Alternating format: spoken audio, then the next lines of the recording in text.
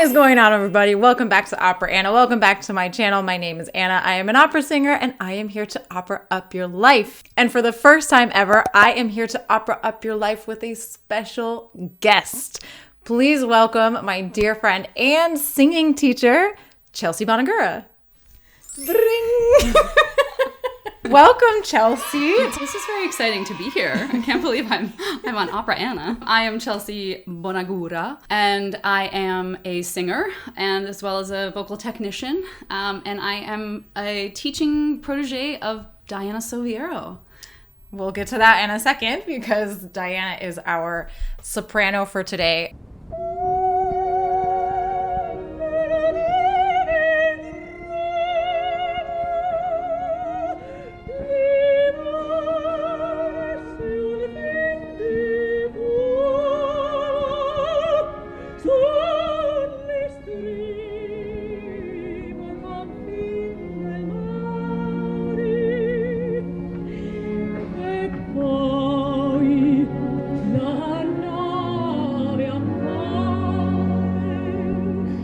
So Chelsea is my teacher of the past, I want to say two or 3 years? Yeah, two to three, on and off, like not every week. In my head, a singing teacher is like every week because that's what we did in conservatory, but... I have all sorts of arrangements with people. I specialize in old school technique, bel canto, Garcia, so it's very fitting that we're talking about Diana today. It's not actually true that you're my first guest. Loyal beginning followers of the channel will know I had my friend Faye it was so dumb. I had my friend Faye to prep scores with. Ah, very important. So, yes, very important. Prepping scores is kind of an art form, and I think that there are some things to be learned. So, well, she learned from me. I don't know what I learned for her, but well, there you go. I learned how to plastic my score. That's what I learned. Okay. No, what's that? What is plasticking your score? I have one, actually. We copyrighted this term because, like, this is plasticking. A normal Baronwriter, and then she showed me how to make it. I mean, with shiny, with what these cost, I can imagine that plasticking them is it's like covering your books when you're like in elementary school. And my mom like never bought me the like stretchy one. She's like, no, you can do it with newspaper.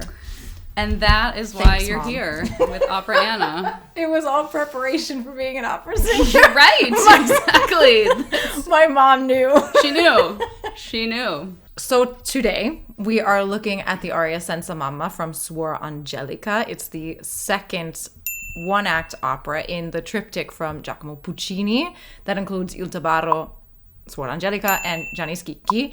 We've looked at Gianni Schicchi before with the aria O mio bambino caro. I saw some of you commenting bambino. I'm going to come for you. No bambinos. Bambino. Bambino. Okay. We are going to be only looking at Diana today because we have a bit of a Diana expert here with us. And we might have Diana Soviero herself. So, Chelsea, you studied with Diana Soviero. Yes. Well, oh my gosh. I can definitely say that Diana Soviero changed my life in so many ways. She was very famous and all these things, but I know her as like, my second mom. What was most extraordinary, I think, in working with her was, of course, getting the training myself, but I sat and observed her for many years as her assistant, essentially her teaching assistant, protege. And that's where I really, really learned what the heck is this old school technique that everyone's talking about? What are we doing here? And why haven't I learned this yet before in my life? Yeah. I'd come from a very modern pedagogical, way of singing. I think the most interesting thing I learned from Diana is how to observe people. I always joke with people that Diana and also her husband are such observers of human psychology and feeling and those things that they could have worked for the FBI. They were the original profilers, I'm telling you. Talk about like a study in human psychology and feeling, and I'd walk in the room and she would know exactly what was going on before I did. And the reason I talk about this is because it's so important as a singer, right? Your body is your instrument. And so, sure, I learned a lot of technique from her, but I also learned how to inhabit my body in a different way. And it really changed my voice, and it's helped me change a lot of other voices. And the thing that's amazing about Diana, I mean, there's a million things. She is 83 and she can still sing. And that is not an exaggeration. And maybe we can even put some clips in of her, some B-reel that I have on my phone of her singing like high C's, just sitting in her chair, demonstrating, 82 years old. Crazy. But okay, so Senza Mamma, Suor Angelica, have you looked at this role before? I feel like it would like... It's funny. It's been marinating a little bit. And actually, I just had a lesson with Diana. I was back in New York and we were talking about some new repertoire. So it's in the realm of possibilities. But no, I haven't really looked at the role in depth. I've taught the aria a million times. Guys, if you haven't seen this opera before, Suor Angelica, it's not that long. There are a lot of different recordings online that you need to go check out. I myself have sung a role from... Oh, I was like, Suor Angelica? What? No, what did I sing? I'm not even sure she has a name. Hold on, let me get it. No named none. Oh, Le Due Converse. I was one of the people who at the beginning, one of the nuns, one of the sisters or whatever, who is late to service at the beginning. Typecasting. Actually, no, I shouldn't say anything. No, Anna is on time for everything. No, that's also not true. I tend to run late. No, but it was my first pay to sing that I ever did. Yeah. And I was so excited. I got to sing in the choir, and I had like a half a line. I mean, this was ages ago, so I can't say I like have any type of insight into the opera through this. Although I do remember that the Suor Angelica trained in her voice lessons that she had at the program, like for 2 weeks straight, just flat on her stomach, because that's how the director wanted her to sing like the whole aria. Oh dear. Yeah. Flat on her stomach. Yeah, she was lying like in a cross on the floor on her stomach. And like head side. With her head to the side. Oh, no. That does not sound ideal for this vocal aria. production. No. Oh, that's an interesting take. It was a thing. Okay. Before we dive in, before we start talking about too much of what happens in the actual aria itself, let's have a little context. Like I said, Suor Angelica is a one-act opera from the triptych or trilogy. I'm not even sure if Trittico. But is trilogy the same as a triptych? Or is trilogy something else? I have always thought of them as being synonymous, but this is a very I good wanted question. to write down trilogy, and then with trilogy, my boyfriend is a big Lord of the Rings fan, and I was like, is that a special word? I don't know anymore. Regardless, all three of the operas in this triptych have their own theme. So Il Tabarro, which means the cloak, is tragic. Suor Angelica is lyrical, whatever that means. That is from the librettist's mouth himself. Also tragic. It's also tragic. So tragic. I'm not really sure how those two things actually differ. Yeah. And Gianni Schicchi is comic. Thank God. Thank God. Need some levity with Gianni Schicchi. So the idea to have compose all three arias and have them be performed one after the other was actually the librettist idea of Suor Angelica and Gianni Schicchi. He didn't write the libretto for Il Mentre Tabarro. componeva il Tabarro io ebbi un'idea che a Puccini piacque moltissimo. Gli dissi, maestro, perché invece di fare un'opera in un atto che poi dovrebbe essere unita ad opere di altri autori per finire la serata, lei non compone 3 opere in un atto, una di soggetto drammatico, il Tabarro, una di soggetto lirico e una di soggetto comico. L'idea gli piacque moltissimo. Giovacchino Forzano, God, I love saying that. He presented the idea of Suor Angelica to Puccini, not knowing that Puccini's sister was a nun. I love a good story right? like that. So his sister, Igenia, if anyone knows how to pronounce that, I'll put it here. You can let me know. Igenia was Mother Superior at the time that Giacomo Puccini composed this opera, and was one of the first people to hear this opera when he came to play it for her in the convent and among her the nuns. Apparently they were moved to tears, which doesn't surprise me in the least. Like that tracks. That tracks. That tracks. So unsurprisingly, this opera became a favorite of Puccini quite quickly. The public really liked Gianni Schicchi. Like, Suor Angelica was not the favorite of the public, but Puccini himself said that he would willingly trade all of Gianni Schicchi for just one note of Suor Angelica. So guys, if you haven't seen this opera, like, I give you permission to stop the video. Don't close the tab. Stop the video. Go watch it and come back. Yeah, it's only, what, an hour, basically? Yeah, it's an hour, like 10-ish. Yeah, it's really short. You do it on a lunch break. Sure. What type of lunch breaks are you taking? What is a lunch break? Literally.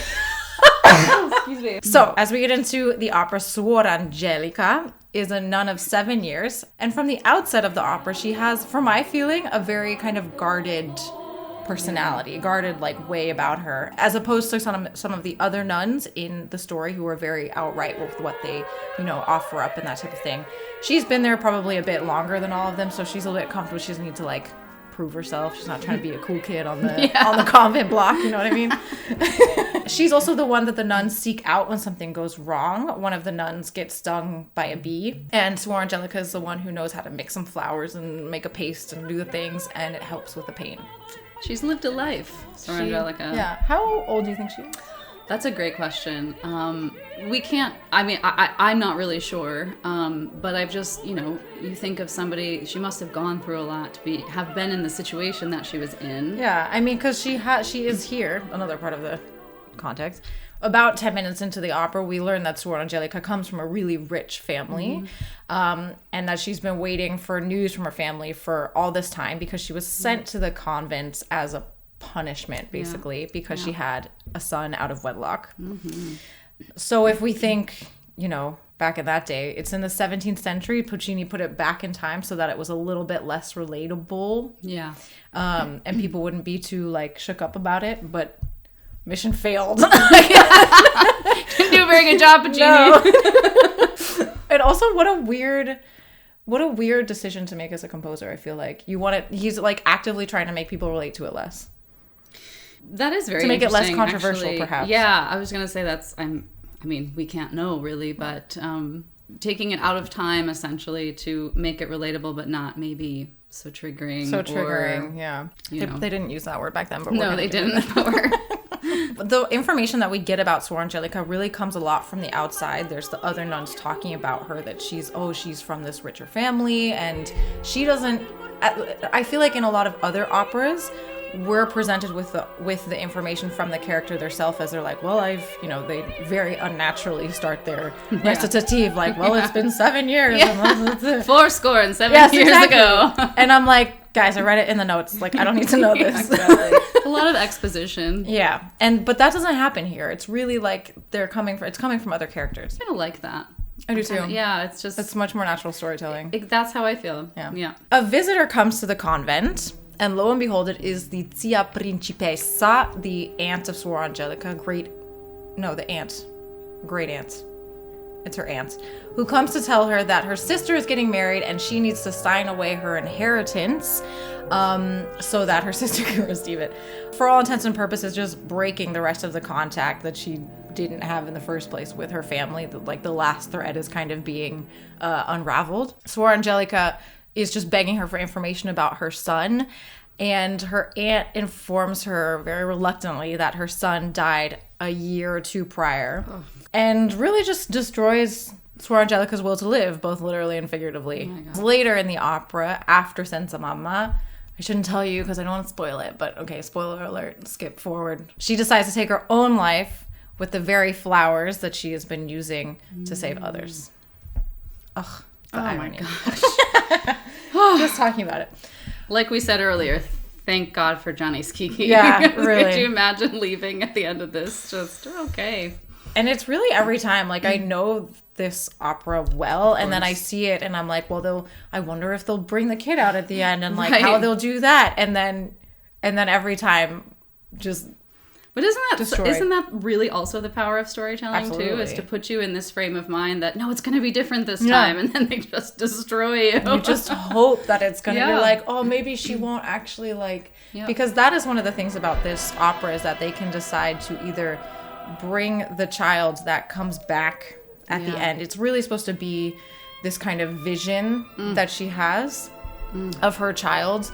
Who's, she's been talking about him. He's an angel now, and he's welcoming her to heaven type of idea. But I've seen some I don't even have children. I'm like, how? That, like, oh gosh. I've seen some productions where like the Tia, the aunt, comes in with her, so you know that it's real. So the aunt lied, and you're just like, oh my god, like Jerry Springer just entered the chat, you know? Terry, what is happening? She's not gonna die in this aria. Before she dies, we get the aria Senza Mamma, Without Your Mother, which Puccini added after the premiere of the opera in New York in 1918 for the premiere in Europe with Gilda della Razza as Suor Angelica. Gilda della Razza, what a name. Yeah. He also added the aria dei fiori for her, where she's like making the potion. It's just she's just made it, I think. But she didn't want to sing it because it was too difficult, and it was actually omitted from the official version of the score. Literally, come on! Like, he wrote it for you. What are you Literally doing? for you. You know what? And then left it out of the score. Like, how? I don't understand. Anyway, so we'll look at that one another day. But today, Senza Mamma, and as I said before, the singer we're looking at exclusively today is soprano Diana Soviero. Are you ready? Yes. What are we doing now? What's the next part of this? So without further ado, Senza Mamma. I've probably watched this clip like 8,000 times.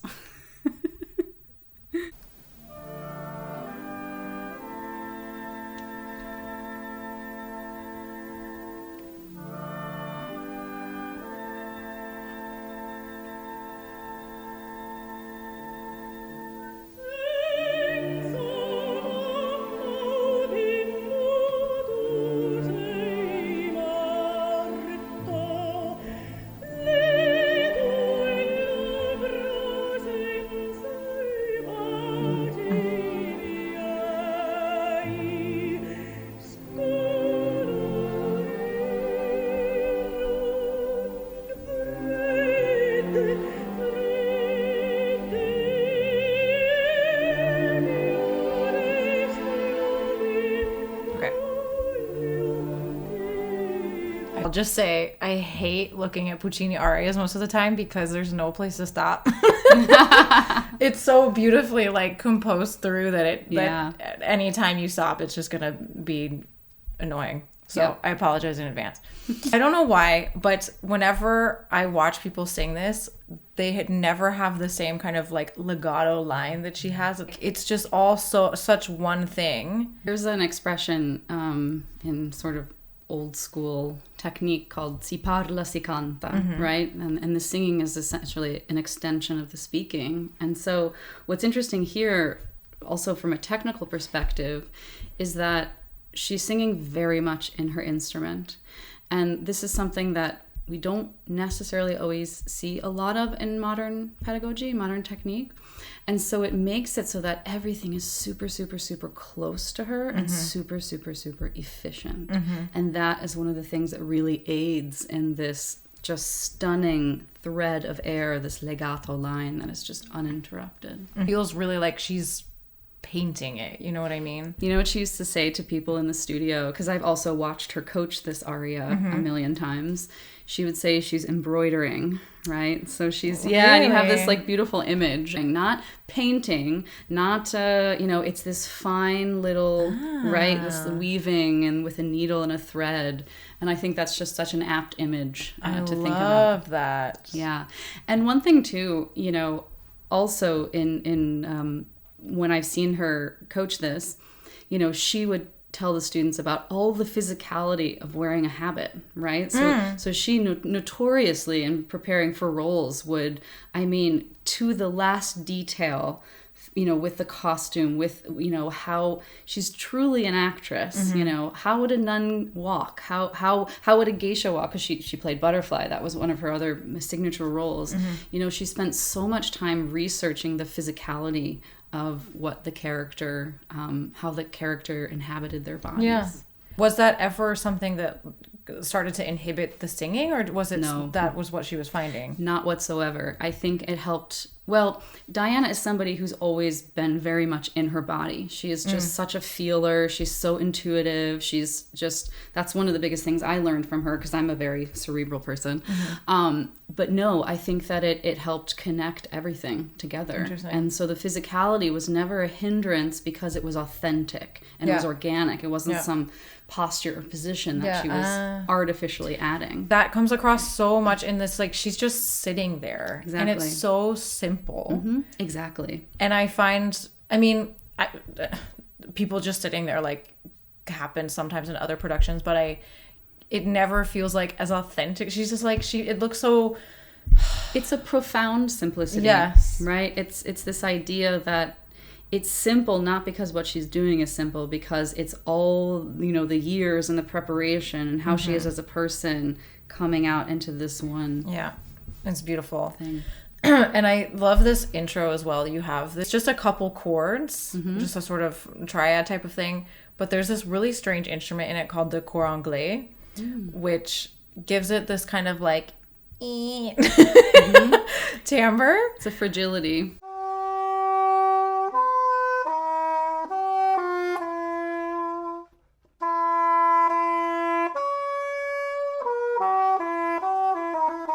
It's very instrument of fragile. fragility, yeah. It's a kind of oboe, but it's like darker toned and more melancholic to my ear. It just has this kind of like, that's because that's the word that came to my mind. I feel like Puccini might also have that association, because why else would you mix it in with like flutes? Yeah, it adds like an extra sort kind of yes. That's fascinating. Yeah. Well, because I think it's fragility, but it's also like earth-shattering, and like she's not just sad, she's devastated, right? So there's this extra well, there's this extra color in it, and then even though these chords right at the beginning are quite, you know, high in the register, sort of, they don't have a lot of like grounding. They're very hollow. They're very hollow, and then he brings in the grounding or the foreshadowing or whatever, however you want to look at it later, with just like, well, I'll point it out, but these single bass notes, and it's like, oh my god, it's very penetrating. It's crazy. Okay, let's just watch that again, because now we're talking about the beginning, and we'll go a little bit further. The static.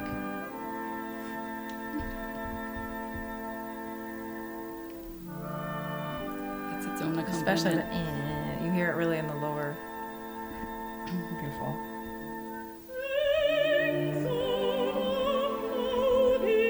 Little portamento right into that first note. Not afraid of chest voice. We're gonna talk about that for sure.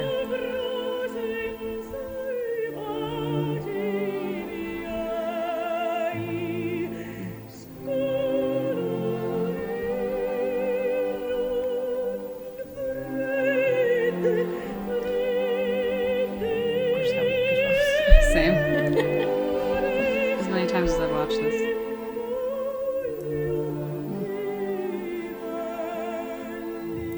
She's one of the most real people I've ever met in my life. And authentic. And I think that comes across in her performing.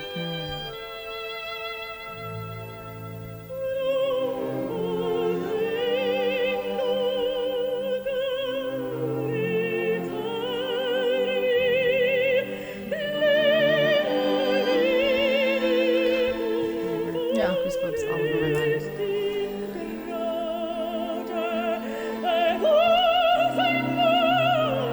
That's a technical thing we'll talk about too. From chest to head.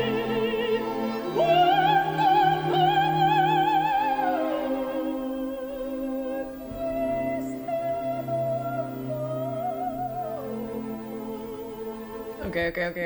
Oh my god, I can't. It's if I actually make it through this without crying, I'll be shocked. Already there's just so much happening, and I want to talk about both like technique and interpretation. The reason that I wanted, besides the fact that like she's hilarious and amazing and a great technician and knows Diana, I don't really ever talk about technique on the channel, because I don't think I have the how do I want to say this? I still feel like I'm like swimming in an ocean of what the fuck am I doing half the time. I felt like that for a really long time. It's normal. It's so normal. It's so normal. So I don't like to talk about other people singing. I can sometimes, if it's like really wrong, then I'm like, well, this is clear. Yeah, right. You know what I mean? But I'm not going to like talk about, and I, especially for something like this, to be able to get like, you know how she explains it to people, like what she's thinking probably. And something I'd like to add too is that, at least I believe, and I think Diana would say the same thing, we never like to talk about technique just for technique's sake. The technique is always meant to serve the music, right? So it's a symbiotic relationship, I believe, that one informs the other, right? So we can have intention that informs the technique, or we can have technique that informs the intention and the character. And oftentimes they can be one and the same. That I think is the goal. That's the idea. So it's not that we want to train, robots. Right. The technique is also profoundly simple, right? Simple it is not, but it's efficient, but profoundly simple. And I think I think what she embodies so much is this beautiful symbiosis of the two. I think I think a lot of singers, a lot of performers even can speak to that or have that experience that, something just is not working in the rehearsal space. Yeah. And through the adrenaline, by kind of letting yourself go a little bit and like allowing yourself to feel more in the moment instead of purely thinking like, oh, it's a high C or whatever it may be. Right. Then you're like, oh, well, it actually went much better than that's the best I've ever sung it or something. And it's like, you're not inhibiting yourself sometimes or self-sabotage. Like, we all do it. It's very normal. And I think it's important to have a technical foundation, because that is the thing that will serve you when you're sick, when you're tired, when whatever's going on in your emotional life, or, all these things. We're all artists, And it can go too far to the other side. There are singers who have made huge careers who are pure feeling. Yep. And don't actually know how to sing and then blow their voices straight out. I mean, Delmonico is one of them, in the sense of, not that he didn't know how to sing, but that he put everything. Not even 110%, 150%. And it's harrowing and it's amazing, but he burned out more quickly because of that. Yeah.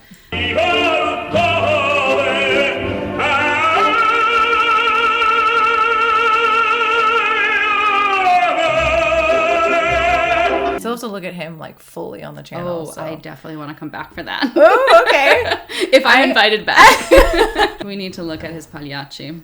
Oh. Yeah, there's a couple. There's one in particular where he's just like almost psychotic, but it's really it's incredible to watch. I think a lot of people commented him when I did the Vesti la Giubba with Corelli. Oh yeah. And I mean, Corelli. Also just king of everything. Oh God.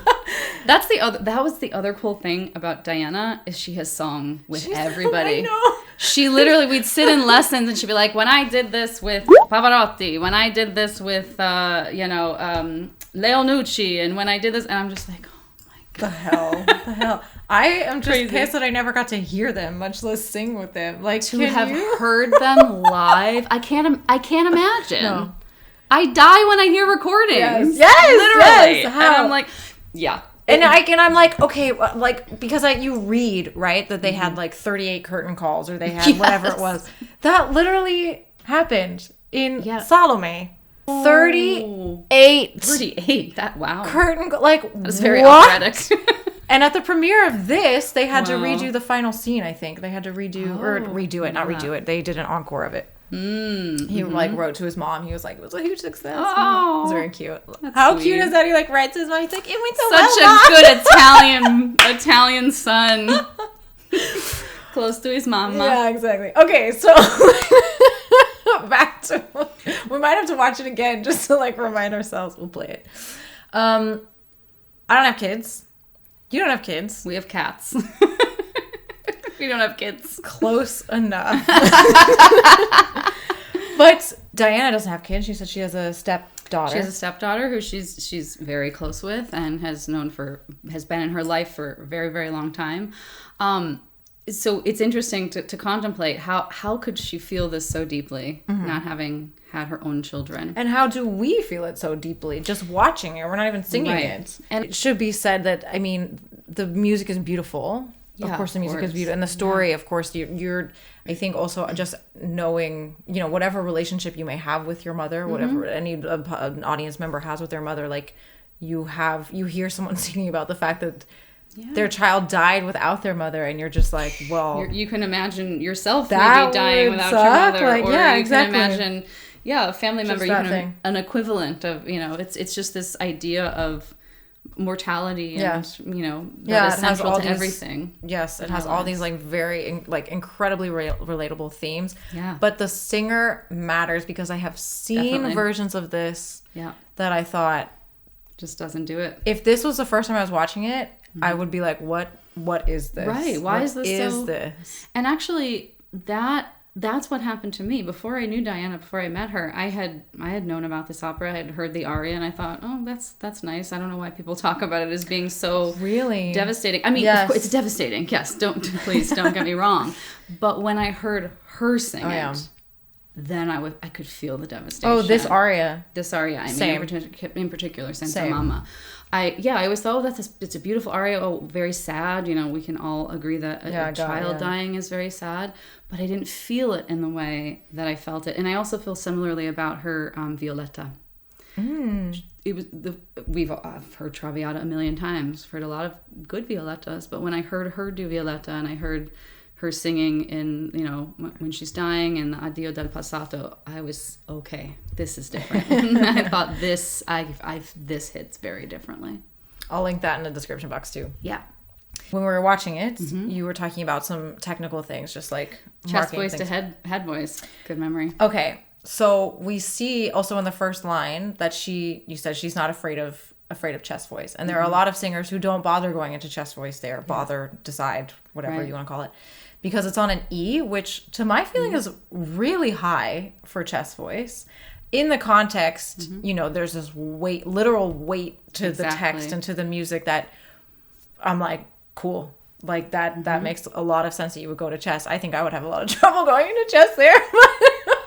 Can work on that. We can work on that. You just talk about how that works technically when you go from chest to head, and why you would want to. Yeah, so being in chest voice can actually really, again, we're talking about this idea of being in your instrument. There's a great clip of Pavarotti answering somebody in a masterclass. Yeah, we'll insert it here. The sound is formed here in the throat, not here. Where they say, oh, where do you feel the sensation or whatever, and he said, in the throat, right, in his cute Italian accent. And that so is cute. Where the voice is, you know, but we're a little scared of that nowadays, because if you're unsupported in doing that, then you're going to get something that's maybe like musical theater or a little screamy or a little whatever. But we see that when we sit into our instruments and we're close to ourselves and we're hooked up and supported nicely, that actually being in the chest voice, you flip up into the head, but you're anchored in a way. So it allows you to feel the two of them as actually being closer to you versus down chest here and then I'm up here. And so it makes everything feel that it's right here. And I think also from an aural perspective, it's quite an interesting change in the timbre, the registration that can be quite harrowing in certain moments of an aria, especially here. Yeah. And as someone who was just recently started to learn how to sing chest voice properly, it's not, you know, chest voice is not chest voice is not chest voice. The way that it's performed, the way that it's technically done. Like when I first came to Chelsea, you were referencing a more musical theater type of chest voice, which to me, I was like, I don't even know what that means. Yeah, like, exactly. I don't listen to musical theater. How is that possible? Right. Because there's chest voice that people use in musical theater, and then there's chest voice that we use in opera singing, and there's just so many different registrations, and there's a lot of different positions of the larynx depending on what style of music you're singing. So chest voice is not chest voice. It's not chest voice. And the way that she, even if she's not coming out of chest voice, on these higher notes, you hear this sort of like, it's not a glottal, you almost like she definitely type of thing. And that's a little bit of compression. And the glottal, and this we'll also talk about in the end when she floats that stunning, is it A flat at the end? Yeah, spoiler alert. And that is definitely due to some good glottal onsets. And again, the glottal, variations on a theme keeps you in the same place. So, sometimes in modern singing, we hear people singing above the instrument or trying to sing into the palate or into the head without really being in the instrument. All this stuff happens as a result. So a glottal will get you a nice, efficient onset, essentially. Yeah. I want to just repeat one quick thing. That thing where she switches from chest to head and then bring something else up.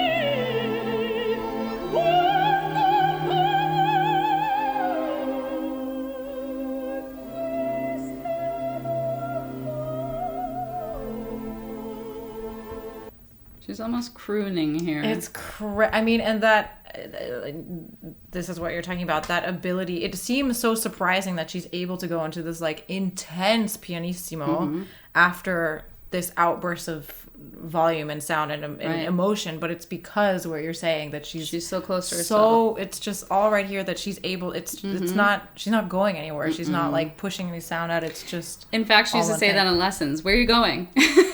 Where are you going? Just go somewhere else. Go back into your instrument. And this really reminds me when she does this sort of this very piano singing. It's like a coo or a croon or a. I mean, it's just such a small feeling. Yeah. And writing for the E tu sei morto senza sapere quanto t'amava questa tua mamma, these where she's going up into these higher notes. It's also just this like stunning writing from Puccini that is like these kind of waves of grief, almost as if she's like undulating. Yes. Yeah, totally. Like realizing in this moment what's happening, because it's really like, I want to say 2-3 minutes before that she just found out. She just found out in some productions, the aunt like helps her sign the paper to sign away her inheritance and like just break all contact. What a family. Because she's just so broken. She can't do it herself. No. Like, I'll just do it for you, And it's from that, then, he starts with those hollow chords in the beginning of like, she's in shock, I think. Yes. And then we start to get it's almost like as if, what she's here, maybe something's happening or just in the background. Yes. Yeah. And maybe she's like that has this kind of like, you don't, when you're in shock, like you don't experience and this is what the I mean world about in a normal way. Puccini just understanding the human condition. Yeah. Just in such a special way. Yeah. And to that point, Forzano, the librettist Gioacchino Forzano, he presented Suor to Puccini as the purgatory in the triptych, because he was also thinking of the Holy Trinity. And the comedy of Dante. Puccini was going off to, the I want to say buitenland, was going abroad to look for inspiration for a story, religious story, and Forzano was like, ma che cazzo fai, like we have it here in Dante and Dante's Alighieri. You're really showing your trombetta right now. So Suor being this purgatory, which makes so much sense when I heard that was his kind of concept for it. She's like, it's, and then Skiki would be heaven because it's ridiculous, of course. And I think Tabato would kind of be hell, maybe, like, could be. He didn't write it, but you could argue it.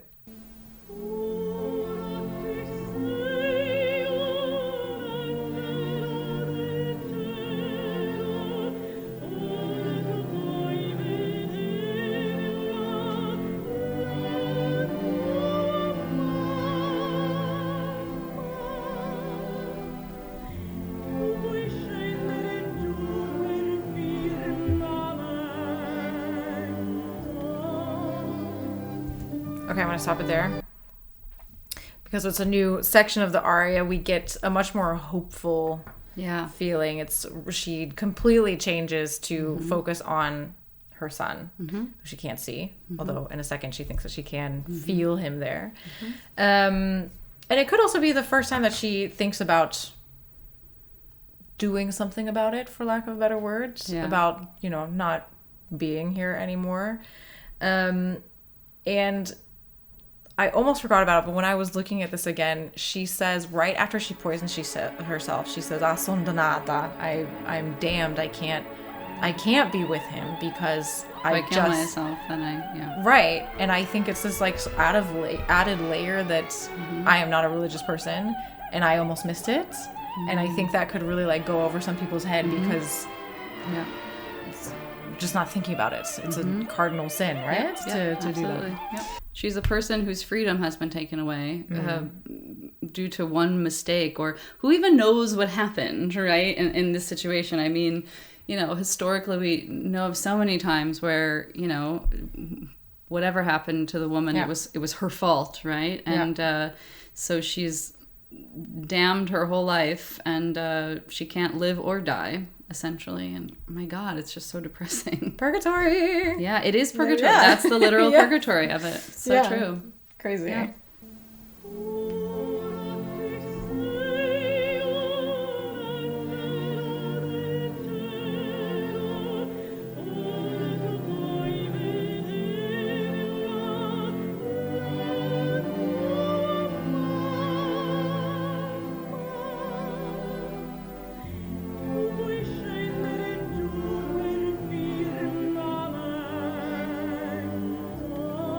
Excellent mixing into the chef's voice. Expert. Sorry.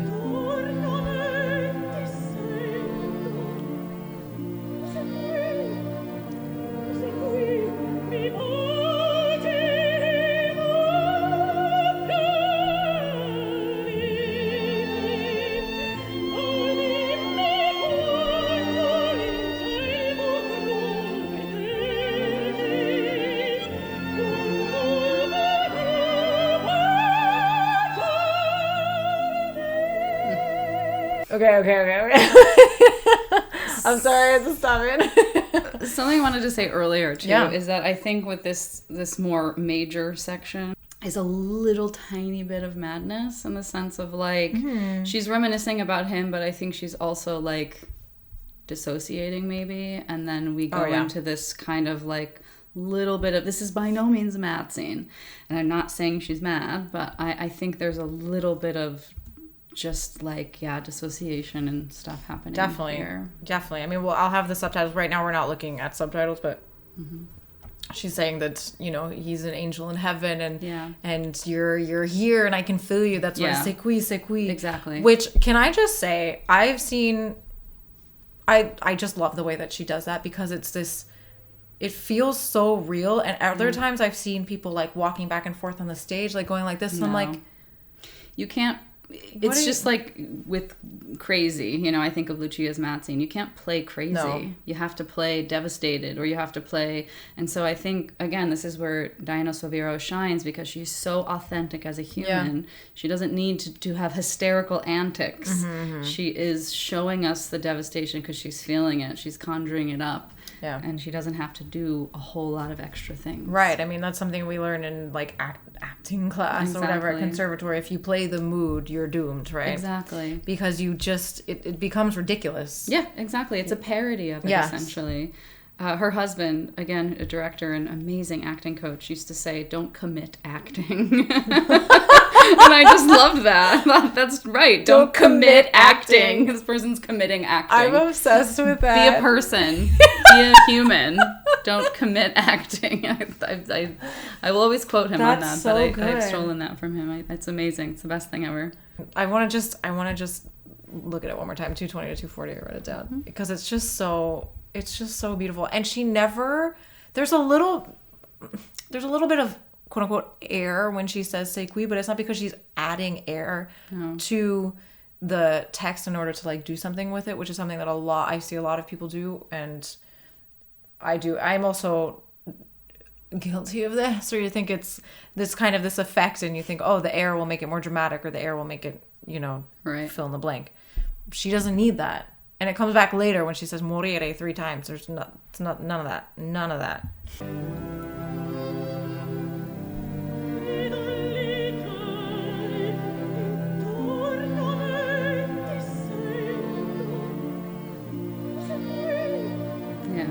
little bit of madness here.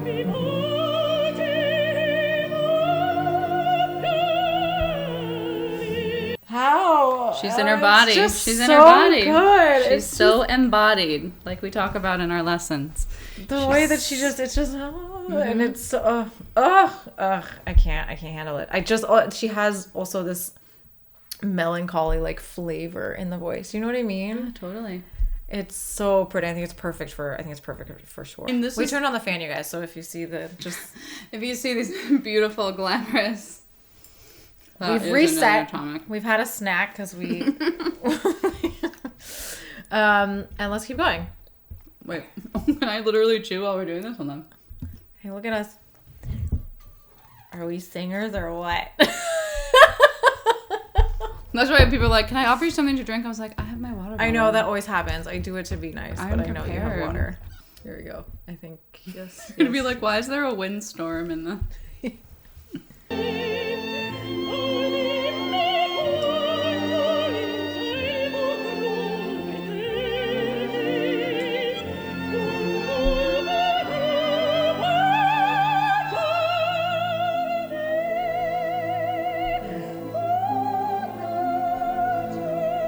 Right here in the throat. Okay, because we're gonna talk about technique for a second.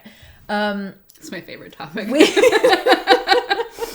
Can we? Because what Chelsea really brought me is this, like, active use of the diaphragm and active use of the air. And the connection to the low abdominal muscles. Yes, and I feel like in this part you really see her, like, you see this happening. 100%. She's going all the way down from her lower abdominals and then sort of, as we talk about this vomito idea of vomiting the breath. And she's 100% embodying that. And good for you for noticing. Good student, A+. You got A+ today. So if you just notice right before she comes back in for this one note, there's this movement. And that's what's happening. Let me see if we can get it. Oh, it's like that kind of feeling. Same thing there.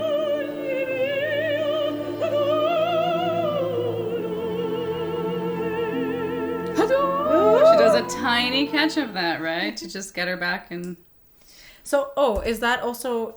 Would that be something that she would do if she's feeling like she's off? Or what is that? No, or is that more of an interpretational? expressive thing, yeah. But you could also do that if you feel like she's not. Like, so a tenor, for example, who was going up to a high C. Yeah. But you hear a lot of the hooking. Mm-hmm. She would tell me stories of whatever famous person she was singing with, usually a male singer, either a tenor or a baritone. She would say they'd give a little kick. And what that does is it actually creates a compression. Well, there's like a suction sort of feeling. And then you're just singing right on that. It's really fun and cool. Life-changing. Yeah, I use it in my own singing and my teaching. It's crazy. The first time I did it, I was like, what is this sorcery? Yeah, you're like, oh, I'm now with my body. Like, I feel like I was a singing head before. Mean. Uh-huh. We're clearly having no fun doing this at all. Nope. This is torture. I feel it's really weird, like, as we're laughing going into the... I know, right? Well, yeah, but okay, let's just talk about how we need some levity, because this is so sad. Yeah. So sad. Yeah. This is why they had skeeky. We're being the skeeky. We're the skeekies. We're the skeekies. That'll be the title. Actually, that's a really funny name for a podcast, the skeekies. You've seen it here. History in the making. Oh, man. Maybe the snacks were a bad idea. You literally had crackers. Okay, here we go. Okay, pull it together. Back to this.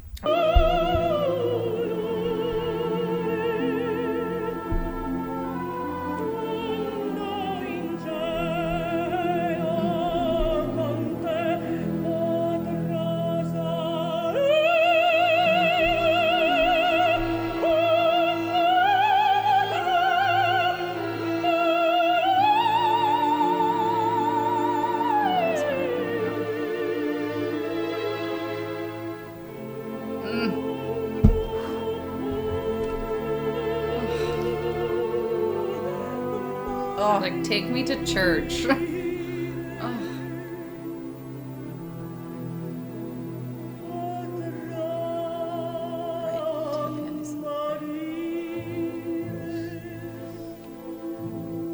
okay.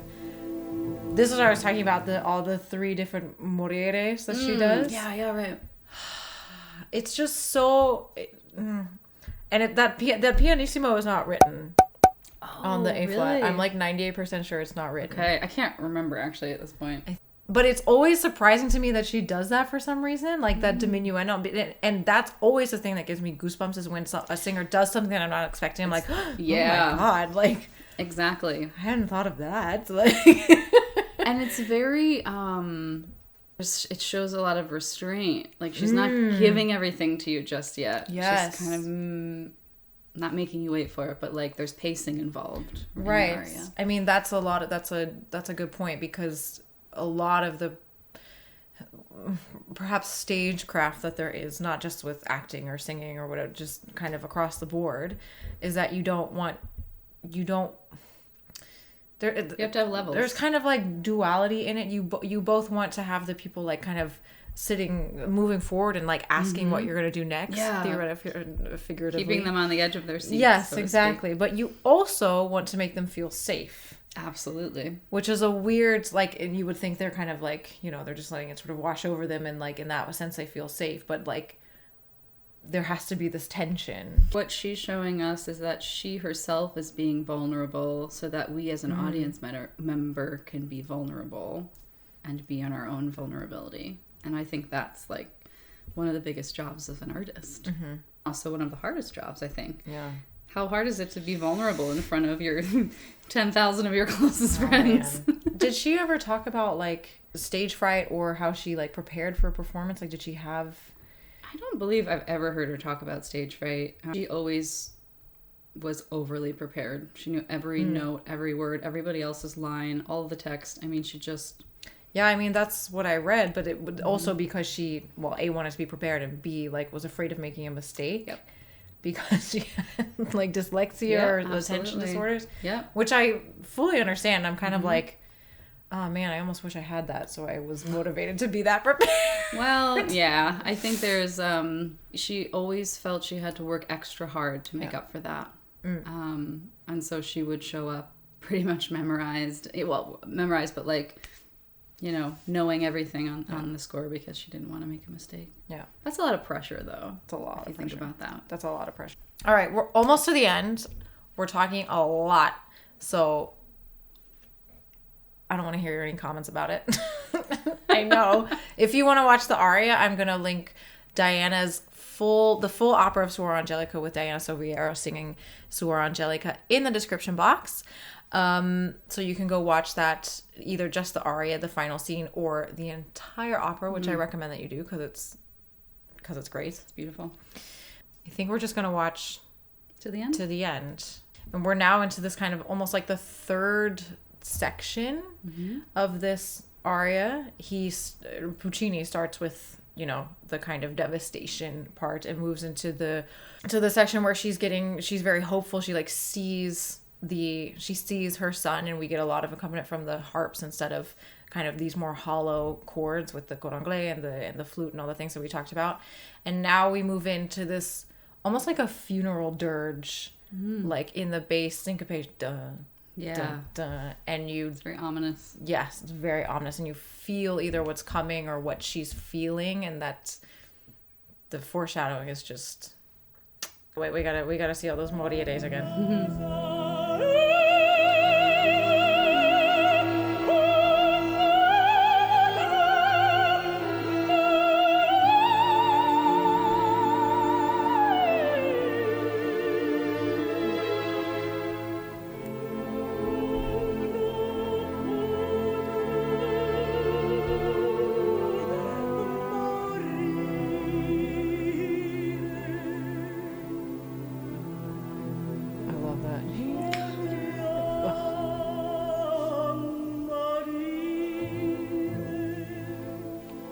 That she lets it get ugly for a second. She's never afraid to do that because it's raw. It's authentic.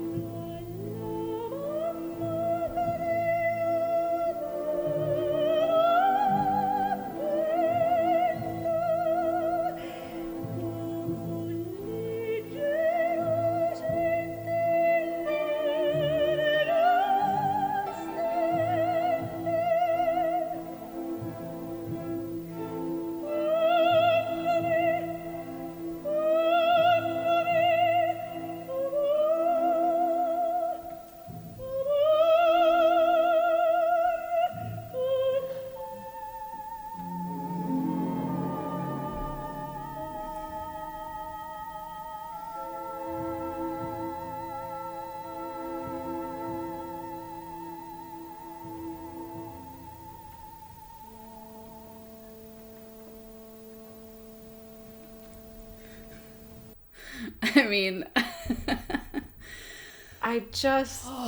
it surprises me every single time. Every single time. I don't understand it. Like, I need a drink. I'm just like, oh my God. The other thing that, this is going to sound funny, but the other thing that it's not just that it's the most concentrated thing that you've ever heard. There's absolutely no air on it. It's so easy. It's just like no living. Distraction. It really reminds me of that reel. I'll put it in here in a second. Of when we worked on La Cloche, the ending. That was an F. It's the same thing. But it's the same thing, and it's right here with her, and it's just spinning. And she doesn't choke it out at the end. Oh God, no. Like a lot, even if people sing like good pianissimi, I see it's like, right. That doesn't happen. Exactly. Because it's inside of her, right? She's not away from it. She's not searching for it. She's not above it. She's not lightening up to get the piano. The piano is so close to her. It's right at the edge of her throat, essentially, right? Cue Pavarotti clip. Yeah, exactly. It's right there. And so, of course, when she stops, she's still there. She's not coming down from some other place. So is that kind of, that almost coughing it up, is that a sign that someone's doing something extra, or is it an effect? It could also be an effect. It could be an effect as well, Yeah. but it's an inefficiency, I think, is what's happening. We talk a lot about efficiency in singing, and an efficient sound is generally going to be your most beautiful sound, your most resonant sound, all of that kind of stuff. And so, yeah, this has no distraction. This has no, it's just so authentic. Yeah. And it's so inside of her. And this is something we talk a lot about in singing lessons, right? Is not searching for your instrument. She's already there. This is what Diana taught me. If you're looking for it, then you're disconnected from it, essentially. Yeah. And that happens all the time. And so no better demonstration than literally what she just did was... Yeah. Right before she goes up to that, is it an A flat or an A? Doesn't matter. Yeah, that's what I'm trying... I think it's an A flat. It doesn't matter. I literally have the score right here. That is true. Here, I can check real quick while you're talking. She has this... You could almost say, if I didn't know any better, I would think that it was off the voice. A natural. It's an A natural? Yeah. Yeah. So she has these E's. Speak to me, Jesus Christ. Parlami, me. But as soon as she starts to go into the amore, you realize that it was a color.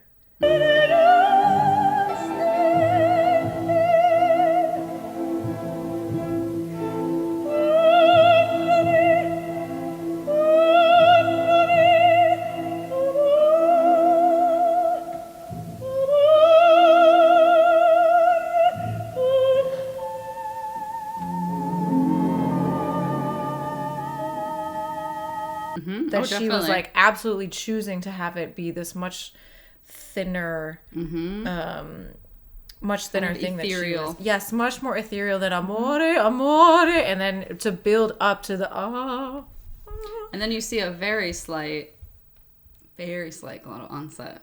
Oh yeah. Okay, we have to watch it again. Because talk about why she would not connect it. Oh, because it's treacherous. It's an M going up. You're stuck. Oh. But couldn't you theoretically separate them and still connect the sound? But that's what she's doing with the glottal. Oh, okay. Look and you'll see. Okay. I don't know if I should be giving away her secrets, but And it just lasts forever. because she's just right there. Do it for 100 years.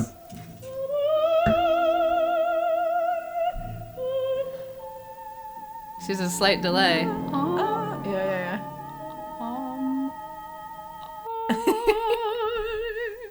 That is the cool thing about high notes as well. You could sing them for when they're hooked up. Oh, when they're in the right place. They're easy. It's efficient. Yes. That's what's so funny to me about when people are like, oh, you held it for so long. I was like, that wasn't the hard part. That was not the hard part. Yeah. Amazing. I mean, this is crazy. And in a second, we will be speaking with Diana herself. Live! Live virtually. Sort of. She's alive in New York, and we're alive here, so... I don't know if I'll have edited into some of the parts. Then it'll just be confusing that we're so excited that we're going to talk to her because we already did. Stop looking at yourself, Anna. But... No, I think we should bring her in the end. Yeah? Yeah, definitely. Okay, we'll do it at the end. And I think it will be a more or less edited down version of the interview just for time's sake. Yeah. But if you follow me on Patreon, I will definitely be uploading the full thing there. Thank you to all my Patreon subscribers who have been so patient with me the last year as I figured out my life. But thank you for supporting this artistic endeavor. It's really helping to, it's helping to keep this kind of singing and opera alive. It's really exciting. Think that Suor Angelica should be the monthly opera that we watch next. We're doing it. Second question. 1,000th question. Because in the triptych, the trittico, it was also kind of tradition. I'm not sure how many times this actually happened, that the same soprano would sing, I'm not going to remember her name, in Tabarro, Suor, and Laretta. Three completely different things. Yeah. Do you know if she did that? That's a good question for her. I'm not sure. We'll ask her. Yeah. And with that... Addio, addio, speranza eterna.